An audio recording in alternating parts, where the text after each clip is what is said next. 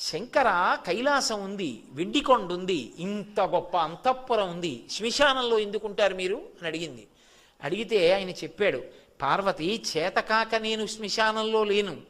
బ్రహ్మదేవుడు అడిగాడు, శంకర చీకటి పడిన తరువాత ఉగ్రభూతాలన్నీ కూడా ఇళ్లల్లోకి బయలుదేరుతాయి, వాళ్ళని అనుష్ఠానం చేయనివ్వవు, సూర్యోదయాత్ పూర్వం నిర్మాల్యం అవి తీసేస్తాయి, తీసి పూజ చేసేస్తాయి, తర్వాత యజమాని చేసినా ఇక ఫలితం ఉండదు.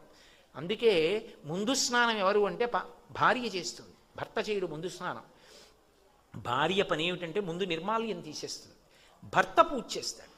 ఎందుకంటే ఆయన అనుష్ఠానం చేసుకోవడానికి పూజ చేసి వచ్చే లోపల పూజామందిరం తుడిచి కడిగి ముగ్గు పెట్టి మడినీళ్లు పెట్టి చెయ్యాలి కదా.